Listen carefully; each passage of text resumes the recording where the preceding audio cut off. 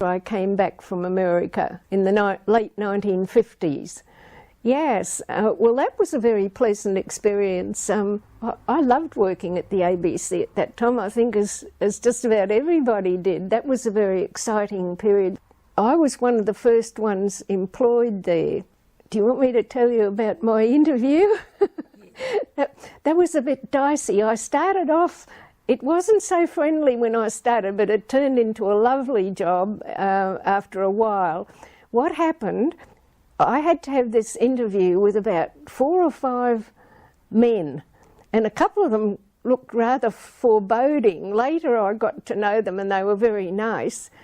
And I found out the reason. It was because dozens and dozens had applied for this position as secretary to the supervising engineer, and he'd probably be the main person working in television. He was the one that got everything going, and the manager would always have to consult him and confer with him, because he was had to be a very brilliant electronic engineer. Kevin Thomas Burke. Well, Kevin knew my high qualifications, and he loved to dictate long screeds and knew I'd be capable of handling it and typing it back accurately, which was very essential. And so Kevin hoped that I would get the job, but he was one of the interviewers, but these other 3 or 4 men, I found out later it was because I'd been in America, and at that time everything was very, very British, BBC, don't you know.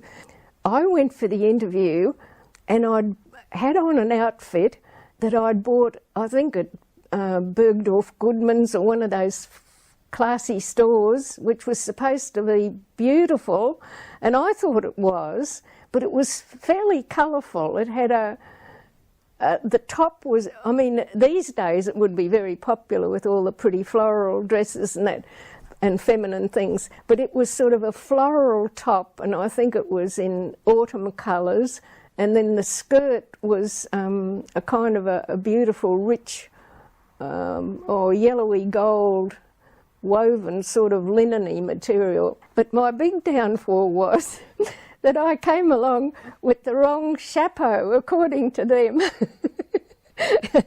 I had on a pillbox hat, which was all the rage in America because Jackie Kennedy had made them popular, but the fashion hadn't reached Australia yet.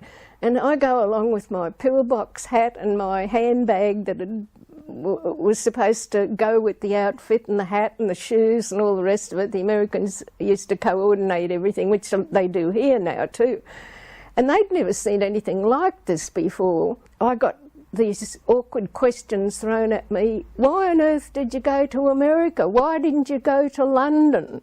And stuff like that. And I you know, the penny soon dropped, and I thought, uh-oh, you know. So I started trying to talk with a bit of a British accent and play down the fact I'd been in America, but I didn't find out till later that it was really the hat that almost cooked my goose. They'd never seen a pillbox hat, and they thought it was ridiculous, and that my outfit was terribly inappropriate for a serious interview. And later, one of the ladies that worked there that heard on the grapevine about this woman that had been in America, but that the supervising engineer really was she was the one that he wanted, and it was for him. She was to be his secretary, so in the end they gave in, and were very pleased later they did, and we all became very good friends. This woman rang me up and said, now, come into town sometime and I'll show you an appropriate outfit, a little black or grey dress with a little cream collar. You didn't look businesslike, and don't wear those ridiculous, I think they're called pill hats, she said. Don't wear a ridiculous hat. So that was how it started, but it turned out to be a lovely job, and I liked the people very much, but I almost missed out on it, except that Kevin stuck up for me apparently. And so we started in the stables up at this building called Middenberry. It had been a big old estate there where the ABC was. They'd preserved some of the Middenberry cottage, which is still there. Well, it was like it wasn't just a cottage, it was a big elegant house. It was real fun though, working in these stables that they'd made into sort of makeshift offices. The construction of the studios down below was going on, and they were excavating a lot of the beautiful grounds, destroying the natural level of the grounds, but and doing away with so many of the most magnificent trees and gardens. But they said that's what they had to do to finish the studios and everything. So this all went on, and we used to, up at Middenberry, there was the kitchen still there, and so we used to make big teapots of tea, and Tricia and I, and scones and things, and we'd struggle down to the studio, the uncompleted studios where some of the early technicians that had been selected for the jobs, because it was a huge job installing all that equipment, from fine wires as thinner than a human hair to cables as thick as your arm. And most of that television equipment's under the floor. The floorboards always had to be able to be pulled up because in case they had to get in there any minute. But it was also very dangerous in that there were huge volts of electricity going through. We'd take down the tea for the fellows, and then gradually we moved into the studios, and a lot of construction was still going on. I remember breathing in cement dust and everything, but it was a very happy, exciting time. And they started these big contracts. I always remember the first one was with AWA, E100 was the contract. And we had lots of contracts with all the different big companies, ordering, say, all the clocks. You have a master clock, and then all the other clocks are slaved to it for when the news goes on, and they all have to show the correct time at the same time. And there were thousands of things, and you learned all about the studio and telecine and waveform monitors and parabolic reflectors, and how they send these waveform monitors, these technicians are working, perfecting everything, and then it's concentrated and sent up into a tower above the studios at Toowong.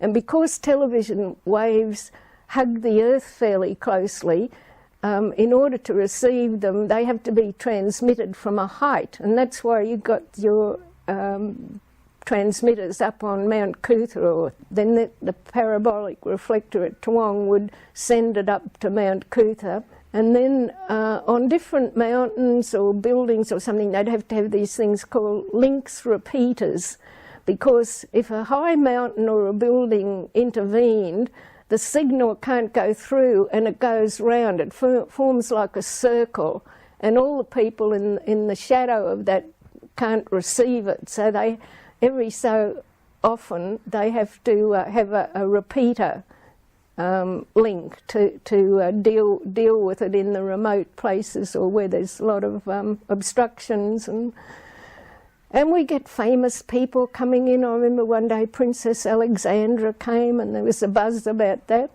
because at that time royalty was sort of almost worshipped and idolised. It was great fun. We used to have the most wonderful Christmas parties, and we'd have them in the what they call the outside broadcast garage.